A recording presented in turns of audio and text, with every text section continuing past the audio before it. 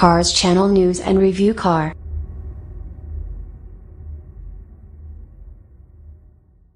(2020) Volvo XC40. Volvo is working hard to revamp its entire lineup, and that began with the introduction of the 2016 XC90. Along with the debut of this SUV came plans to create a fuller line of SUVs that will include the XC90, XC60 and the XC40. We've seen the XC40 out testing in a jacked-up version of the V40 wagon, which is not available in the US as of February 2015. Now new reports from Autocar are pointing toward the raised wagon arriving by 2019. With the new XC40, the upcoming XC60 and the 2016 XC90, Volvo will finally have an SUV lineup that can compete with the likes of Mercedes, Audi and BMW in all of the key niches. The only issue is whether or not there are really that many people who are interested in buying a Volvo for this SUV expansion to really be worth it. Being based on the S40, look for the XC40 to be the smallest of the Volvo SUV lineup. I expect it to be roughly the size of the Mercedes GLA and BMW X1, given the XC60 will have the joy of competing with the likes of the X3 and the GLC, and the XC90 will take on the X5 and GL. Being based on the S40, look for the XC40 to be the smallest of the Volvo SUV lineup. Some of the cues from the XC90, like the modernized version of Volvo's vertical taillights and the signature Thor's hammer headlights, will carry over into the XC40.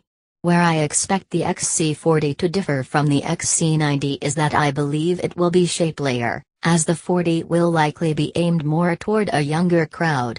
Not that it'll be a huge movement away from the typically subdued Volvo look, but it will have its own signature body lines that will suit the young professional a little better. Volvo V40 interior pictured here. On the inside, expect all of the typical Volvo niceties, like an advanced infotainment system, a high-grade audio system, tons of tanned animal hide, and plenty of soft touch surfaces. On top of the luxurious stuff, look for the XC40 to lead its class in safety. Where Volvo may have suffered at times for lack of styling, it has almost always led every class it participated in when it comes to safety ratings. I expect 10+ airbags, lane keeping assistance, a blind spot monitor, a rear-view camera, and more. The XC40 should carry a lineup of engines similar to the V40. In Europe, I expect to see a full lineup of engines available, including the D2, D3, and D4 diesel engines, and the T2, T3, T4, and T5 gasoline engines. In the US, however, I expect to see just the 180 horsepower T4 and the 245 horsepower T5 engines make their way into the lineup. Eventually, the diesel engines may make the trip across the pond, but the demand still isn't high enough in the US.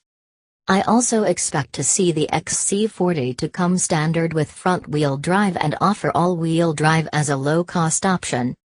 With the base 2016 XC90 T6 AWD starting at $48,900, I can work down from there to estimate roughly what the XC40 would run. To remain competitive and in line with how other Volvo products are priced relative to their German competitors, I expect the XC40 to chime in at around $30,000, putting it just shy of the base X1. In terms of release date, it should arrive sometime in 2017. The Mercedes-Benz GLA 250 will be a key competitor for the XC40, and its base setup, the GLA 250, carries a 2.0-liter turbocharged four-cylinder that develops 208 horsepower and 258 pound-feet of torque. This allows it to hit 60 miles per hour in just about 7 seconds. On the financial side, the GLA 250 chimes in at $33,300, putting it a few grand above where I expect the XC40 to base at. This will give the Volvo the small gap it needs to fit in all-wheel drive without quite touching the GLA 250's base price. Read more about Mercedes GLA here. The Audi Q3 arrives in a few flavors in the US, with the key competitor to the XC40 being the base model. In this trim, the Q3 arrives with a 2.0-liter turbocharged four-cylinder that pumps out 200 horses and 207 pound-feet of torque. This engine delivers power to the front wheels as standard, and gets the small SUV to 60 miles per hour in 7.8 seconds. Upgrading to Quattro all-wheel drive pushes the sprint time closer to 8 seconds. Audi typically runs about the same pricing scheme as Volvo. Look at BMW and Mercedes, then scale back. With this, the Q3 comes in at $32,500 in its base trim, while the Prestige model goes for $36,400. Read more about the Audi Q3 here. The compact luxury SUV realm just keeps on growing, but the addition of the XC40 seems more like hitting a key niche as opposed to making sure it keeps up with its competitors. With the XC90 in place and the XC60 on the way, a perched hatchback like the XC40 was the logical next step. And with the success of the XC90 still recent, now is the time for Volvo to strike in this segment. Now, if only Volvo would commit to creating a Polestar version to take on the RS Q3 and the GLA 45 AMG. Our spy photographers caught the first mule of the future XC40 out for a testing session. The XC40 will be among the first cars to be built on the company's new CMA platform that comes to attack smaller SUVs from Audi and BMW. In a recent interview with Automotive News, Volvo CEO Håkan Samuelsson confirmed that the company's new compact SUV will be unveiled sometime in 2018. The model will be developed on the company's new compact modular architecture, CMA, that will also be used for the next generation V40 and V40 cross-country starting 2019.